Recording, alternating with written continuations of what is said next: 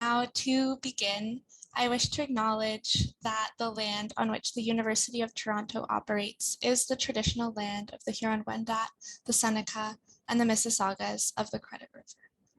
In order to reflect further upon the meaning of this acknowledgement and to invite others to reflect in similar ways in their own spaces, I situate myself as a settler of European ancestry who has benefited from the destructive colonial project on this land. This is a violent project which has worked for multiple centuries to dispossess Indigenous peoples of their homelands, cultures, and knowledges, to instead impose settler European lifestyles and values. This violence is ongoing today through the settler colonial project. I have also grown up, as perhaps others of us have, without really reflecting deeply on the importance of land itself. For this reason, today I wish to express my gratitude for the land, for nurturing us and caring for us, and for the Indigenous stewards and defenders of the land who continue to resist ongoing settler colonialism. I acknowledge my own responsibility to likewise resist and deconstruct harmful colonial narratives, working towards the goals of land back and fostering responsible, reciprocal, and caring relationships, both with one another and with the land. So in this spirit of relationship today, I am very pleased to present our speaker, Daniela Bascuñán. Daniela is a doctoral candidate in the Department of Curriculum, Teaching and Learning at OIC, University of Toronto, and a teacher who engages a practitioner inquiry stance with her elementary students. Daniela, thank you so much for being here today to talk about your research, and I'm now going to pass it over to you. Thank you so much, Lois. Thank you for the introduction and for the land acknowledgement. I am super grateful to be here with you today. I wanted to start off by thank you all for gathering here. I wanted to say Ani Segon, and I'd like to also greet you in Mapuzungun, which is the language of some of my ancestors, and the way that the typical greeting is usually Mari Mari. So I don't see a lot of faces up right now, so this will be hard to do. Mari means 5 and Mari Mari means 10. And so when you put your hands together up like this, the meaning of Mari Mari, which is a greeting, is my 10 with your 10. And I think, so if you, yes, I mean, even if you're not on camera right now, would love to see your hands like this. It's, you know, at a time where we're kind of alienated from others and needing connection and hoping to return to touch. I say Mari Mari, my 10 with yours. So thank you, Lois, for pronouncing my name properly. I really appreciate that. So my name is Daniela Bascuñán, and my research is primarily interested in how elementary students understand their relationships to the places, beings, and histories of here in a very broadly. I'm only going to share a tiny little slice of my research, which has to do with some of the issues I had and some of the struggles in circumventing the harms of the official curriculum. And most of it will be sharing student talk, actually. So we'll be sharing other kinds of artifacts. It will be mostly a few conversations of theirs. And, you know, I think a lot of teachers currently have a lot of questions on how to, or might be struggling with, you know, how to have certain conversations with students based on their own interests, their own personal legacies, and more recently, the calls to action from the TRC. And I think that it gets more complicated even when we start, you know, really going deeply, because you know, we are all, like all of us that are working in schools today are working in settler colonial environments, right? And schooling is a type of, well, Harris tells us that schooling is a type of white property, and we know this land is stolen. So, you know, we really have to think about some of these issues and some of the solutions as relational issues rather than informational issues. I do want to locate myself in the work a little bit. A natural question for some of the people in the audience might be, who am I even to be doing this work? And so a very cursory glance, you know, I'll do a very cursory glance of my positionality. and that, you know, my research is explicitly about relations to land. So I obviously have to be very clear about my political and ethical alignments, right? So I wish I could trace the whole genealogy of who I am and why I'm here, but I think the most important and immediately important thing for you to know is that is to kind of pronounce that I'm what Jody Bird calls an arrivant. I've been forcibly relocated and displaced from my birthplace, which is a place you probably know as Chile. And that happened when I was 4 years old. And being a displaced person with multiple ancestries really brings into question a lot of things about belonging, a lot of questions about home and place. And for sure, those are beyond the scope of today. But these experiences have for all the decades of my life, you know, really had a great impact on my teaching work with young children and exploring what does place mean, what is land, who are relations. So I start actually not with the problem. I'll get to that in a second, but I do want to share with you some guiding questions that were gifted to me a few years ago by a friend and mentor who works out in Treaty 4 in Edmonton, sorry, Treaty 6 in Edmonton. And he's, that's Dwayne Donald, and he's a Papa's Chase Cree Blackfoot scholar who always asks me questions that make me kind of force me to do things, you know, in the good way, right? So, you know, one of those is talking to children about what their personal legacies are, you know, the who am I, you know, questions of identity. And then furthermore, asking who is here with me, right? So the land acknowledgement that Lois gave is not like, you know, coming out of a vacuum. These are things that are, you know, personally and ethically meaningful to those of us doing this work, right? And then furthermore, you know, if I'm asking who is here with me, then the question becomes how might we work in ways that maintain good relations, right? And that's not just in the classroom, but in our lives. And Dwayne, of course, always posed to me, how can we tell a story together that defies colonial logics and defies grand colonial narratives, right? So I use these as guides to inspire new ways of, oh, are my slides showing? All right, hold on a second. Let me just see what's going on here. I wasn't meaning to share my slides just yet. Oh, sorry, Danielle, I didn't mean to interrupt. I was just wondering if you don't have your slides up right now. Oh, that is, yeah, that's fine. That's okay. Actually, I'm trying to do sorry. that. Sorry to interrupt. That's okay. I thought they were up. And that they weren't meant to be. So I guess what I'm coming back to is the question of like, what am I guiding students towards, right? And primarily, you know, in the latest years of teaching, I really wanted to guide them to think about how they're constituted as treaty members and how to work relationally. And that has its own set of conundrums in a schools like in the ones I work in, like Toronto, right?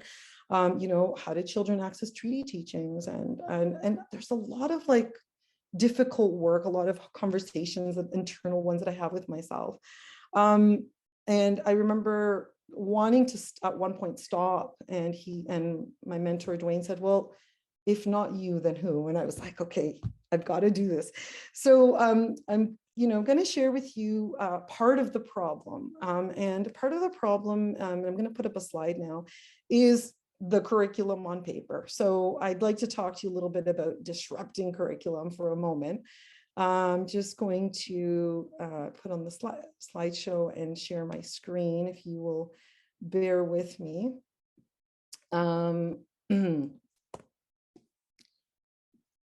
Sorry, I just need to. So Lois, can you just tell me what you're seeing right now? Because I just want to make sure that we're seeing the same thing. Yeah, I'm seeing your presentation. Okay, and are you seeing my presentation notes as well? No presentation notes. Okay, you'll let me know if you do, because that's not what we're supposed to be looking at. Will do. Okay, thank you. So I'm showing you a really small slice of one of the pieces of curriculum, like a small quote that I had to work with when I started this work. And I'm actually going to ask you only to read the first panel. So if you can just do that, give you a minute to do that.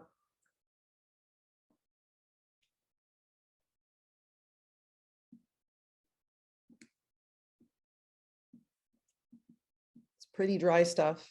We would probably all agree. But beyond being dry, oh, and I should mention the reason I asked you not to look at the second panel is because the first one's from 2013, which is when I first started this work. The ministry has actually revamped it and revised it. And you'll notice that the 2018 version that's on the right is exactly the same. And this is a problem. So the curriculum presents particular difficulties, especially when we think about how Indigenous peoples have been represented in text and in pop culture, and how their experiences and lived realities are represented in things like colonial curriculum documents, right? In terms with regards to the representation of people's viewpoints and worldviews. So one of the questions that I started working with was, how am I going to contextualize content about content? And I hate the term that I'm using right now because it's very harmful, but how am I going to contextualize content about people in general, about pre-contact Indigenous societies for students, with the historical daily customs that I'm being asked to do in the curriculum, and simultaneously avoid relegating Indigeneity to a foregone past, right? I had to ask myself questions about how I would describe the relationships between people and their places of provenance, how I would talk about people, places, land, and capitalized L land, which is capitalized to show its complexity, right? So there were obviously a lot of pitfalls and falsehoods inherent to the official curriculum, and I had to use the natural fissures and the cracks to my advantage rather than follow verbatim, right? And I'm aware that this is a history unit, right? So it's got these artificially created timelines, and these time-bound limitations make it very difficult for teachers to see and teach about how settler colonialism is not an event, but rather a structure that persists and has continuous systematic consequences, right? So I need to figure out how to see beyond this, right? And based on, important conversations, I knew that an important part, starting point would be to talk to students about their relations to land and their kinship to people. This despite the fact that I was limited by the curriculum's focus on land as a resource, not land as kin, right? Regardless, I made land a central focus and a conduit to explore the tenets of a relation. That was pivotal for me. I'll show you one more slide from the curriculum. And sorry, this slide is actually some of the prompts and questions that you might see in the curriculum. And I've bolded a couple of words because they're in past tense. Just take a quick glance through this.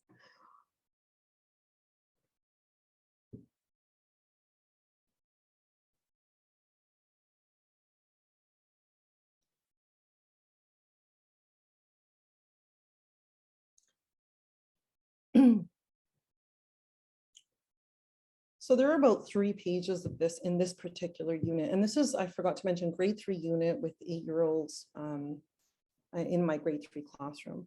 So we can probably see some of the problems with representation here, right? We have to consider the types of media text that students are going to encounter, which are going to be full of probably inaccurate representations of Indigenous peoples. More often than not, these are negative representations, and they're filled with stereotypical and defiling versions of people's lives and experiences. And yes, you can still find these versions in school settings, although less and less so. But there's a lot of vetting that has to happen in schools, I think, still. There are also renderings that are considered to be very positive, but they can also be damaging because people should be able to speak for their own experiences, right? So obviously, at this point, you're getting the sense that I'm very concerned with objectification and how it occurs, and having to face really difficult questions, such as like, what does it mean to treat others as objects that are knowable? And what does it mean to know an object? And what does it mean to be a participant in the creation of subjects that imagine other objects as units of study? So, it became pretty obvious to me, or very apparent, that in my settler colonial schooling context, Indigeneity is constructed as subject matter. So it positions Indigenous skin as subjects, right, as Said would say, rather than relations. And so one of my primary research objectives was to avoid the common representational practice, which is often enacted by non-Indigenous teachers, which is to objectify Indigenous worldviews and symbols and bodies when teaching through and about Indigenous perspectives in their classrooms. So at this point, I'd like to talk to you about like what are some of the ways that I went around this. And I just want to acknowledge, I recognize that right now it's a little bit talk heavy on my part, but I do hope to open up a conversation after we've looked at some student work. So the slide that you're looking at right now is, oops, sorry. I just need to move something around that's in my way here. The slide that you're looking at right now really is a little bit about how, some of the tenets and some of the guide, what I use to guide me in this classroom with, 21 kids. And I will only really be talking about the last and final one, but, for some context, we started the year and continued the year grounding our understanding and making connections with students' own origin stories and exploring lots of issues of identity, which is the who am I part, which I mentioned to you in conversation with my mentor, Dwayne, earlier on when we started. I attempted to have an Indigenous land-centric point of view that engaged community members. We went on medicine walks, treaty walks, tours. We spoke with an elder. And the treaty teachings that we focused on were primarily teachings from our local treaty area. So, we learned about the Turo Wampum, the Kswenta, and the Anishinaabe grandfather teachings. But because of resource problems in terms of we don't have money, like we needed to be able to pay elders, we needed to be able to doing all kinds of things that required funds in a school that didn't really have a lot of funds. I had to get creative. So a primary source of knowledge for our students was actually Indigenous authored books of a variety of nations belonging to our treaty area. So eventually, and I hope that you'll get to see this in the students' talk, I really did bring into focus current issues that disproportionately affect particular communities. And so I tried to focus very much on current sovereignty and land struggles with students. And one of the ways I did that was by circumventing the curriculum. So I'm going to share with you, all of my work was very much tethered to understanding relations to land and its people and centering kinship. But today I'm going to only talk about something I call stretching the margins, which is to counter temporal fossilization, which I'll show you an example of. And then how students moved back and forth between, like they were kind of like time travelers, and how I was able to contemporize Indigenous struggles for sovereignty to land for students. And so, one second, sorry. I'd like to tell you a little bit about the students before you see their words. This is a really quick and dirty demographic of them. They're very unique individuals with very different personalities and lives. And I won't be able to get into the specifics of who they were right now. You will see a few personalities pop up. I also won't be talking about my methodologies. I used a practitioner inquiry stance and a métissage sensibility, and those are things that I'm kind of setting to the side right now because I'd like to show you their work and their conversations.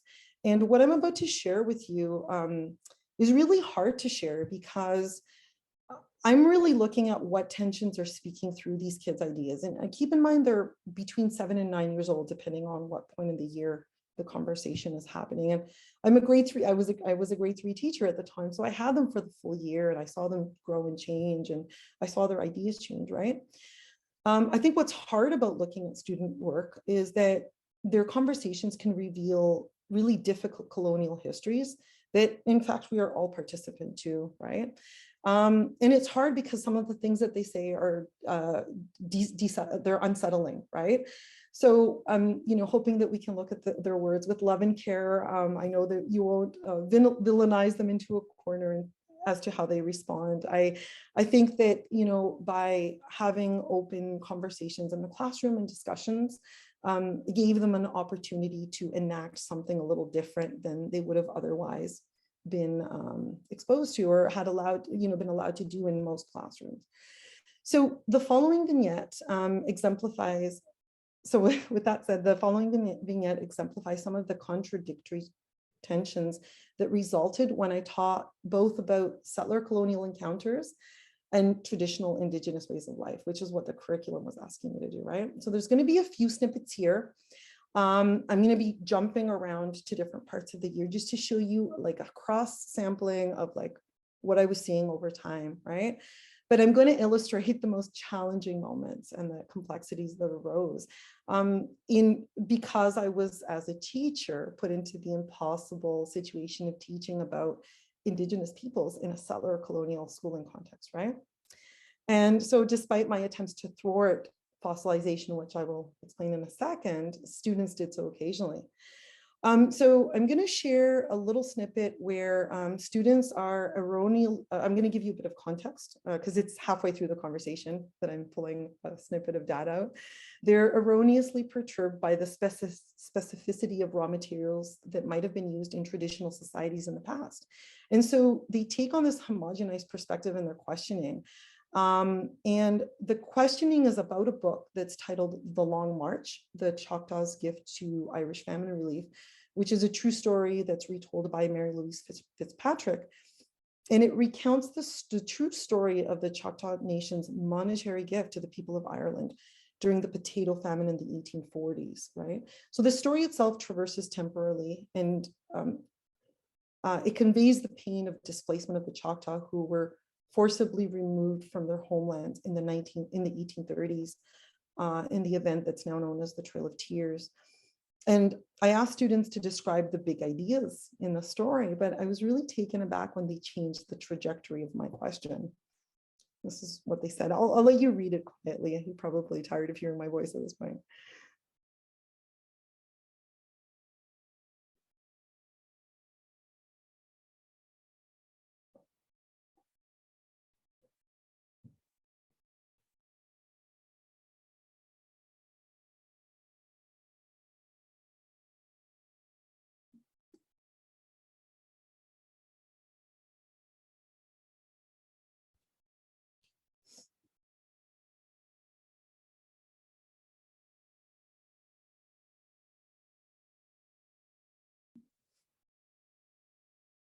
So at this point, sorry, I apologize. I'm completely perplexed at the path that this conversation has taken. Because, and kind of my staunchness begins to reveal itself when I remind them about the promises that the government has made to the Choctaw about land. And this of course is to highlight the key issue here, which is one of displacement and land rights. And so I said to them, supposedly they had been promised a small, and I didn't get to finish the thought again because obviously the kids have their sights set on other things. And then this is what they ask.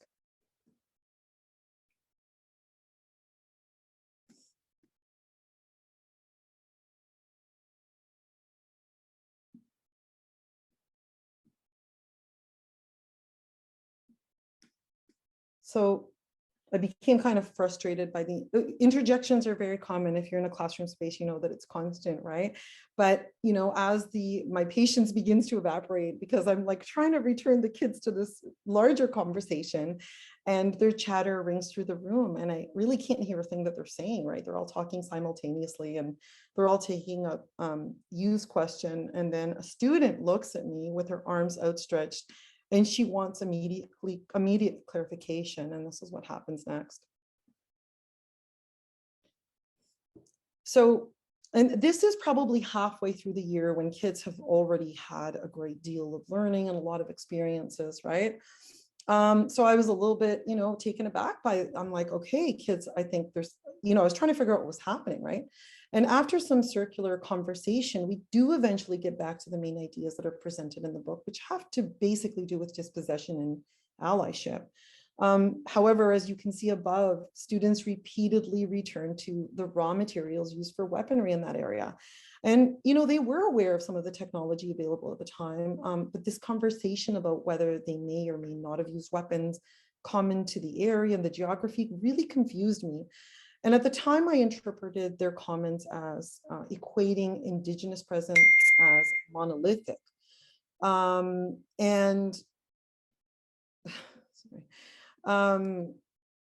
Monolithic because Indigenous nations use different technologies at different points in the inception of settler colonial statehood at different times, right? And in different places. And students knew this because we had collectively learned about the nuances of between many nations. Yet in this instance, they seem to be taking a generalizing approach.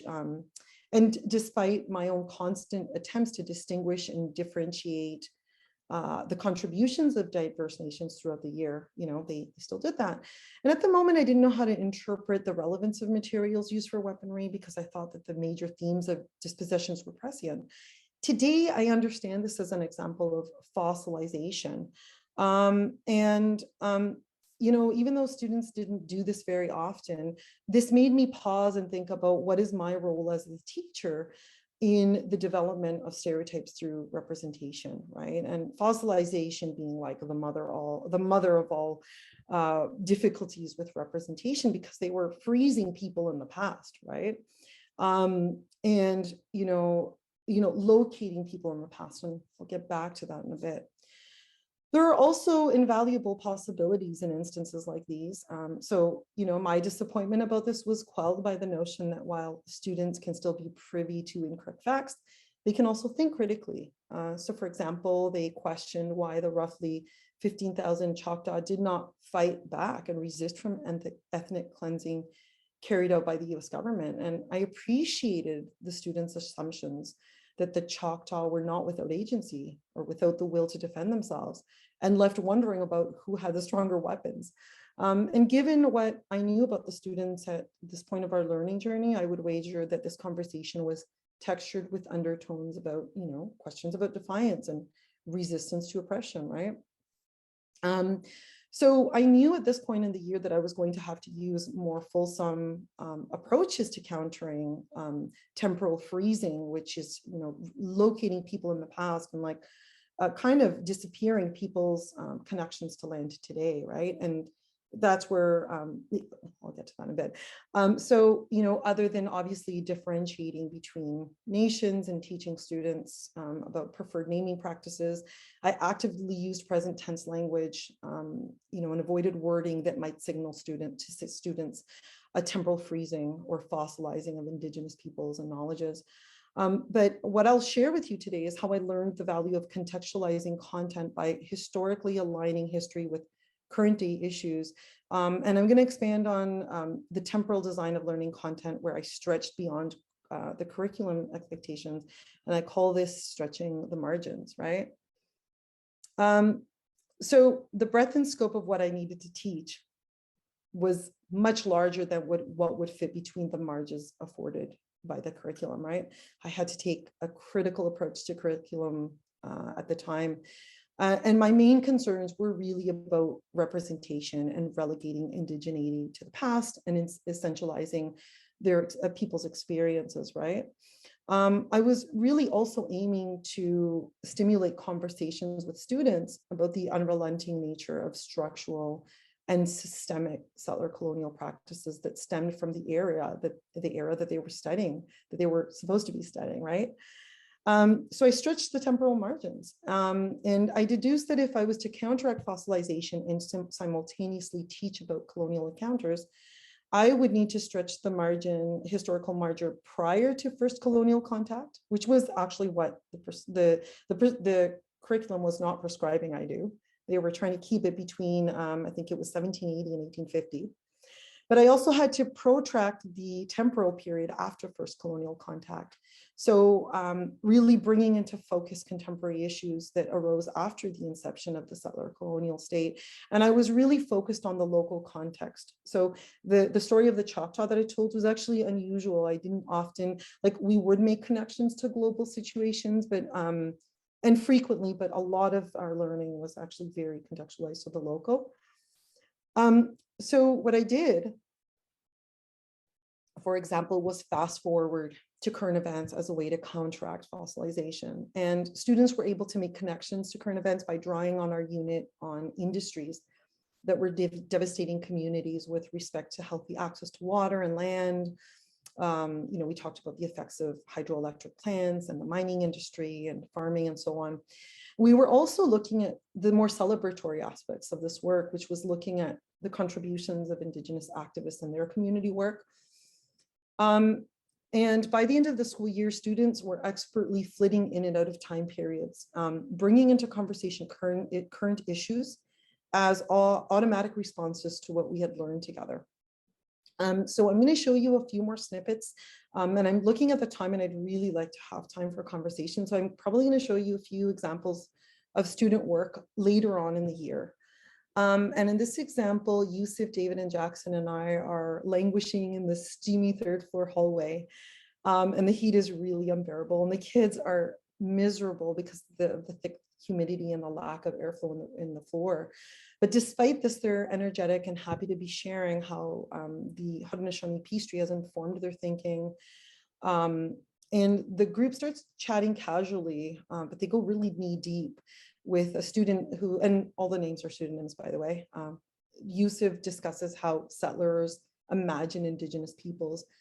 And he shares the grim reality that settlers just do not care, stating, yeah, they're like, good thing I'm not First Nations because we don't care. And then they just do whatever they want. His eyes are flustered as he says this, and he takes on a defiant glare. David looks at Yusuf and back at me. His sense of fairness comes out in a roar. We should let them come here.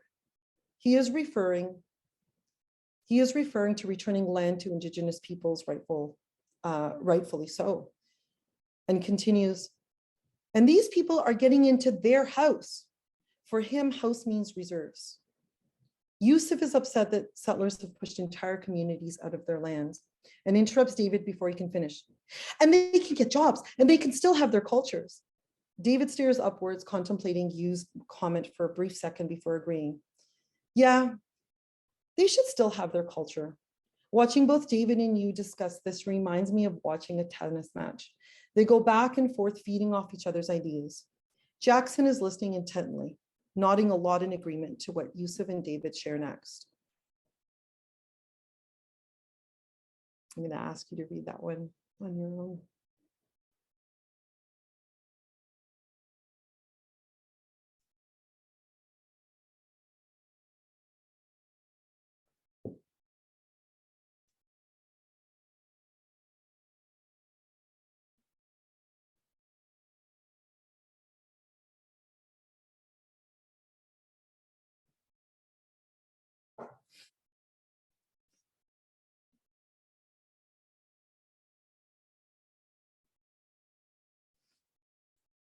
So you can start seeing how some of these, the tensions, the cross currents are flowing through students' words, right, as they're trying to make sense of all of this. And I do think, and I'll show you a few other examples of what they're doing here, but I think if I can speak to it for a moment, there's some really problematic things here, and there's also some possibilities and hopeful, places for radical hope here. I do think that with ethical guidance and as a result of stretching the temporal margins, students are able to cross between past, present, and future quite well.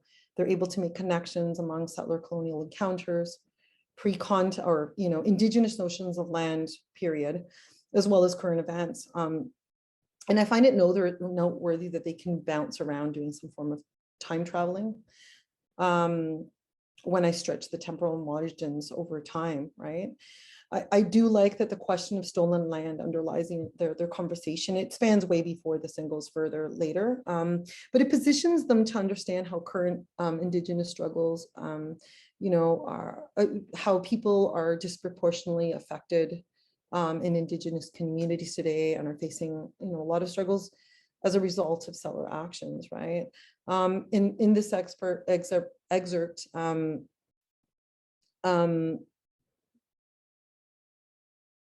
when the students say, one of the students uses the word in, he words these inequities as we're having a great everything and they have, he means nothing, right? So, you know, they're understanding inequities on that level. There's other particular vocabulary that comes up when discussing inequities. So for example, David brings up health insurance. He doesn't actually mean health insurance. I know what he's talking about. He's recalling what he learned with regards to disparities in healthcare that detrimentally affect certain communities that don't live on reserve. So he's talking about Jordan's law there actually, which is perhaps a conversation for another day. But what he's trying to do is bring together his learning about land in relation to culture and the impact of colonial rupture through systemic injustices. So while their ideas are not fully formed, they are kind of able to jump between things and eras, you know, stretching back and forth millennia, you know, considering forced encounters and speaking about present circumstances in a single breath, right? And I think that students are able to better understand the effects of structural racism and systemic discrimination, you know, and simultaneously counter settler epistemologies by embracing Indigenous worldviews through treaty teachings. And they've tried to integrate them in certain ways. So I'd, you know, like to share another little piece that talks a little bit about that. Hold on. So one second. My apologies, I lost the one that the slide that I'm trying to find. So, oh boy, this computer is not working with me today. So the conversation continues, and I welcome you to read that.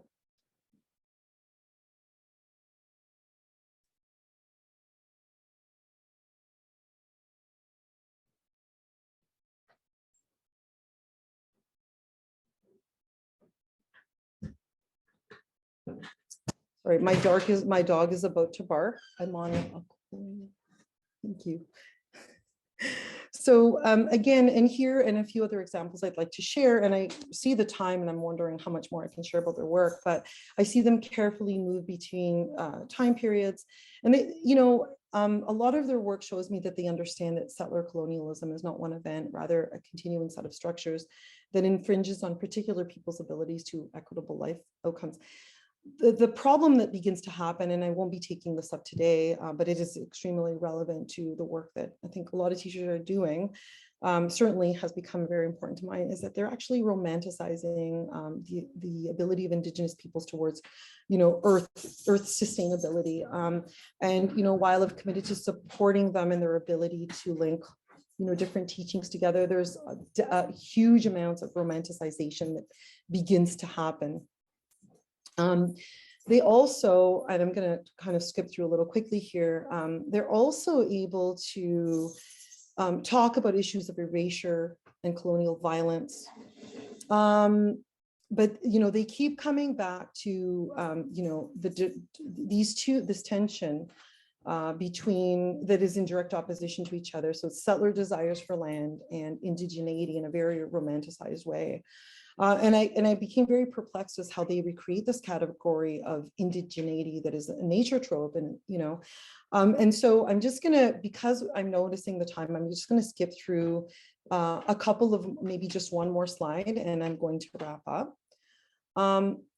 What I do want to say about what students are saying and what's being revealed is that I think that these conversations and the way that they're starting to, you know, use certain vocabulary and think through things serves a function, right? It demonstrates how, in some ways, we've, you know, we've tilted the scales of representation, right? Even, you know, so I mentioned at the beginning that that's just as harmful, right? That romanticization is harmful, and it's likely a mirrored response to things that I did, which was tilting scales of representation that I probably modeled for them, right?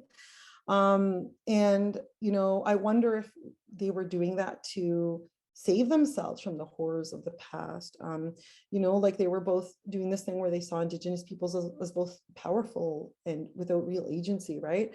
And so there are a lot of issues that came up in our time together.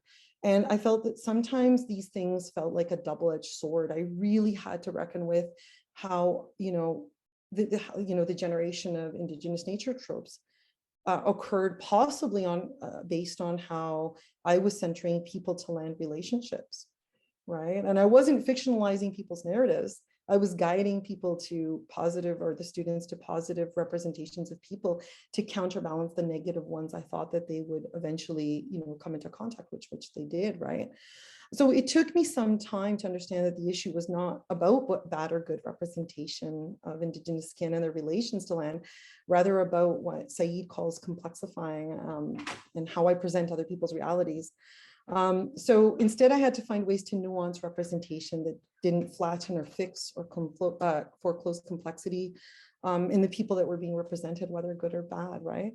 There were a few key learnings that happened by paying close attention. You know,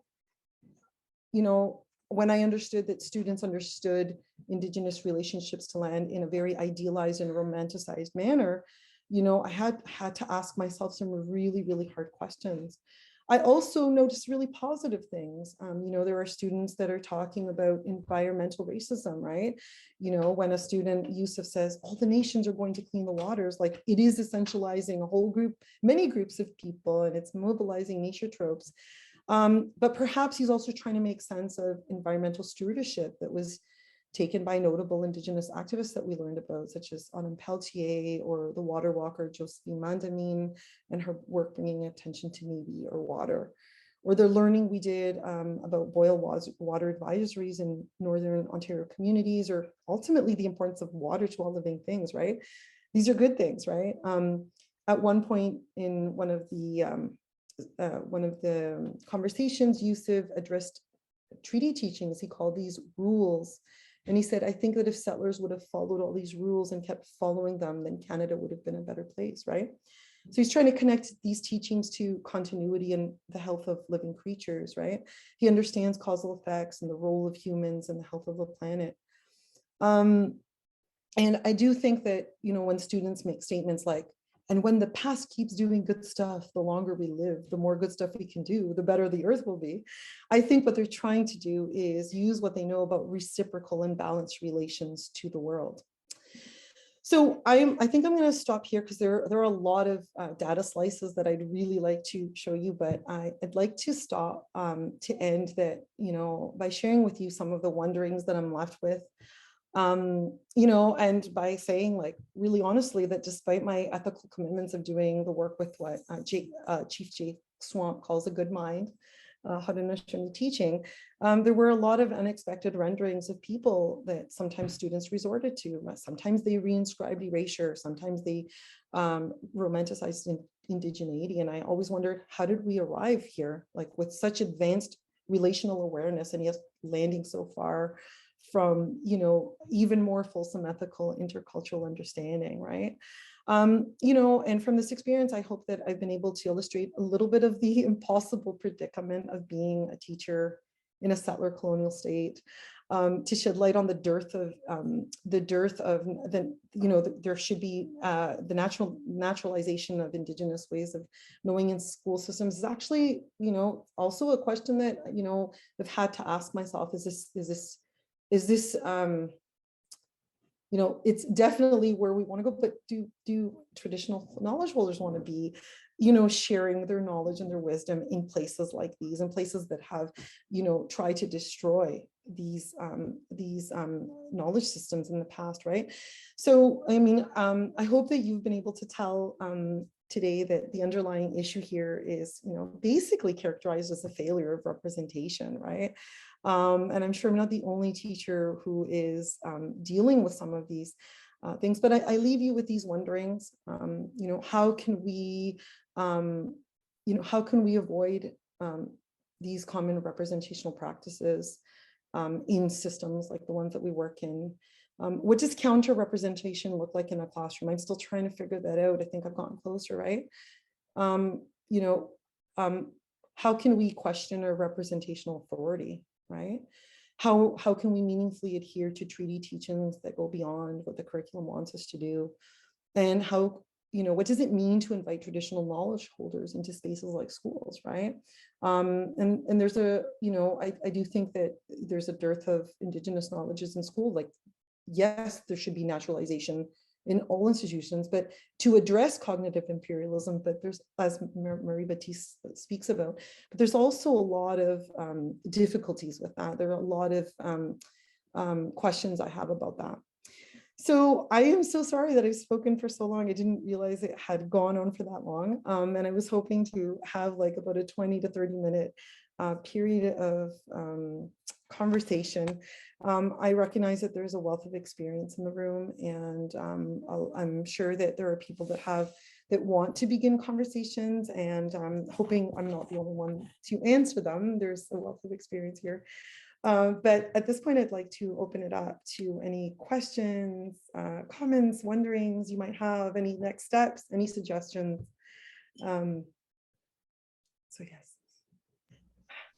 Daniela, thank you so much. That was so interesting, and I could listen to that for a lot longer, so I really appreciate it. But I'm sure lots of people do have some questions right now. I see some clap hands. Yes, a round of applause for Daniela. If anyone does have a question, feel free to raise your hand or to put it into the chat. I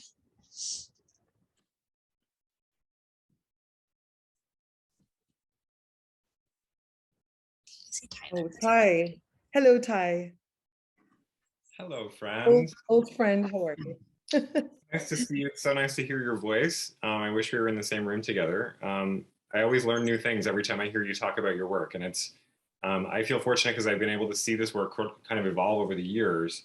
And one of the things you said, one thing I really appreciated about your talk today, and something that I always appreciate when you share your work, is just how much you center the students' voices in this, as sort of co-thinkers along with you. One of the lines that you said today that I wrote down in my notebook is, that this is a relational issue, not an informational issue. And I guess I'm thinking now about, these students that you've been in relationship with for a while now. And you had talked about, when you were teaching them and they were in your classroom, you watched them grow over a year, but now you've been in relationship with these students through data analysis and through other,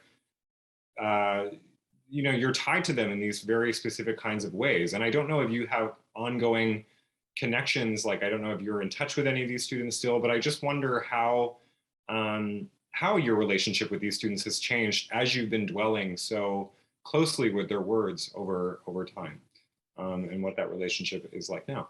That's a good question. Thank you, Ty. I wish I had made this a longitudinal study, that I would continue to have time with them.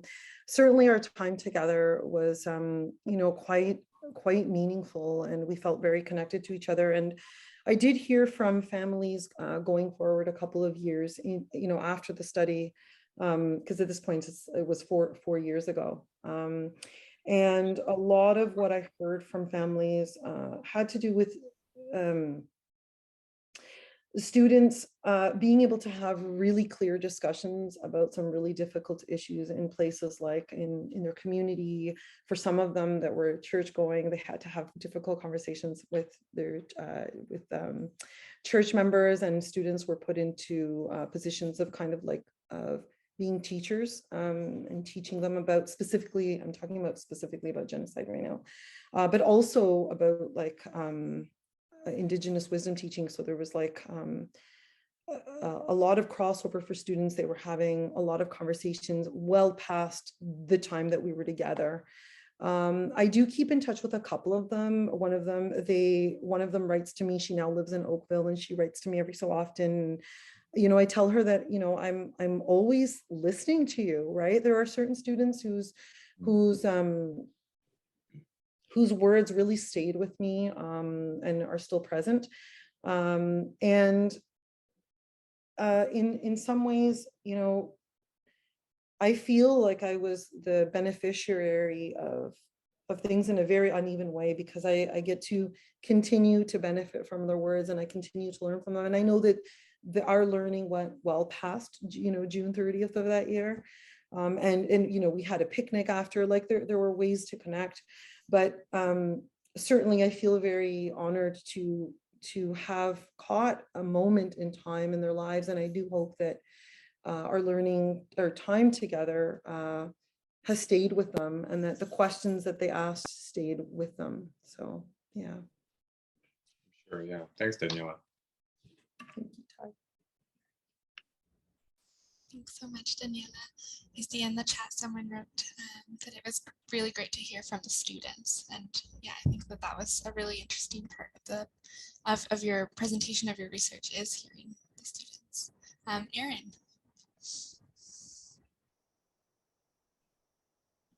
Hello. Oh, I think you're muted, Erin. Whoops, pardon me. Yes, good evening, everybody. Good evening, Daniela. Yes, I guess towards the end of your presentation, there was a little bit of I guess one of the students was kind of, I guess, opining in terms of, what if settler colonial peoples and systems that were created were a little bit more holistic and respectful of the land. I guess, they're asking just open-ended questions like, what if land was treated differently? What if the people were treated differently? And I guess my question is in and around, did you have opportunity to perhaps engage students in, those types, I guess, in, those types of theories in terms of what were motivations for European settler colonialists to, in terms of what was happening, how they were treating people, how they were treating the resources, how they were treating the land, how they were treating the people, instead of actually acknowledging what they had in what was already present in Europe. And perhaps that may have been, and perhaps a theory might have been, because it's much harder to face the truth of one's abuse of the land, of the people, or of the resources that are inherent. And it's easier, perhaps, to just go and subjugate new land, new resources, new people, right? Did that kind of, I guess that might, I don't know if that might be too high level, for talking about children, but was that a direction things may have gone in? Right. So thank you for your comment. It's poignant, and actually really on, like, we did a lot of case studies, right? And so the grade 3 curriculum assumes that you're going to teach about settler colonial settler communities at a particular point in time. And what I did was I first centered the students. And so I had to ask them about where they were from, so they could understand what is migration, like what are some of the push and pull factors. So I started with their stories first, and we spent like 3 months on that, right? Stories from their families. This is like a whole other part of my work, but centering their stories, mobilizing their diasporic, like their understanding of diasporic experiences, and why people leave and why people stay, right? It was like really interesting conversations. They interviewed family members. They developed their own inquiries around that. And then so going back to your question, when we started exploring, like, what are the reasons that, and I used the term settler with them very explicitly, because most of them were, right? And so they started using the terminology as well, and quite accurately. So when we got to doing case studies about settler communities, we did do an overarching, like, these are the reasons why different communities came. And a lot of them were for political, military reasons, access to land and all of those things. And we talked about all of that. But we also talked about, I really tried to center Indigenous communities. And I think that's where the representation of scales kind of went to the romanticizing of it. But we did talk about genocide and destruction and death a lot. It was a huge part of our learning.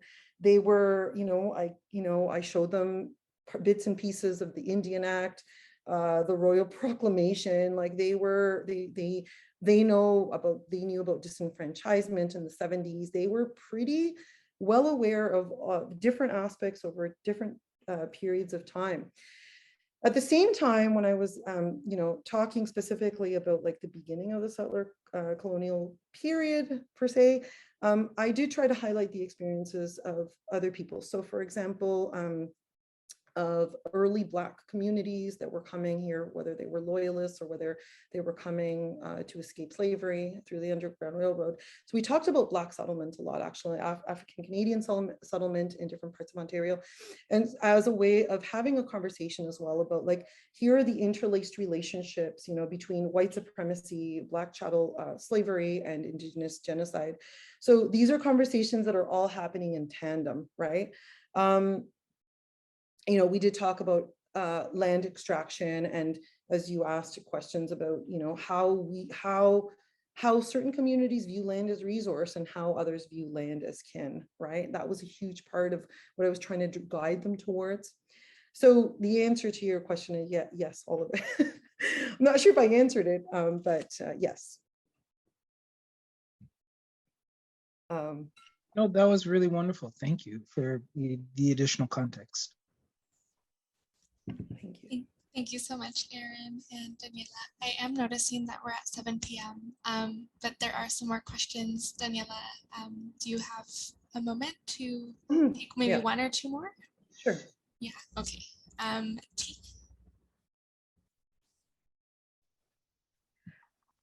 Oh, thanks very much for your presentation. I really enjoyed it, and I just love listening to all of these presentations. It just kind of fills my well. So I was just curious because I also sometimes delineate to I want to expose young students, especially those who may not have a lot of familiarity or background, or they have hesitancy when it comes to understanding, as you say, like the romanticization of indigeneity and the whole issues around land claims and all that. Are there ways that you found, I guess maybe in terms of the concept of labels, and does that create, I suppose, and almost like a similar mindset or sentiment in students where we're sort of exchanging labels and instead, or like, are there ways that you can also or that you have done to showcase compassion and walking along with those, and again, it's the concept of the lived experience, the ancestors that you have to acknowledge, and yeah, so that I was just curious about that, because I know I am sometimes in danger of doing that, as even the word activism and activist can become very pedagogical and problematic in that sense too. So I'm just curious where you think this is going. Also, working with some young individuals on different grants, it seems to me that a lot of them are really interested in now almost kind of being considered the dream catcher generation, where they want to move almost beyond a lot of that entrenched pain and trauma, and sort of move forward as well. So I'm just curious what you're hearing, what you're seeing in terms of where this is going for youth in particular. Okay, so I've heard like kind of three different questions. So the first one was about labels, and yeah. So yeah, I do think that labels without meaningful connection really are not very helpful. So unless, we're willing to unpack like what do we mean by the word like to settle? What is that? What does that mean? And what, all of those questions are very deeply embedded into the conversations of a classroom. And going back to what Dwayne Donald always said to me is like, well, you have to know each other's stories. So it all goes back to story. And as Thomas King says, famously said, like, all we are stories, right? So really it was very much, all of this was not unpacked on like kind of like, if you were to look at it structurally, it wasn't just like at the surface level of label, it was like, what is the meaning behind our stories, and what are some ways we can understand these stories? Sometimes categories can help, and sometimes they can be very flattening and fixing. So, you know, just being a really careful listener is really helpful. I think I'm going to deal with you asked about walking alongside, and I'd like to end with that. So I'm just going to talk. Yeah. You had mentioned working with some students on grants and how they want to move beyond kind of the pain and the hard stuff. And I think that it's really important to remember that, you know, nobody gets to absolve themselves of like the history of here, of any of it. Like we're constituted through the history that we are, you know, so, you know, we get to absolve ourselves, right?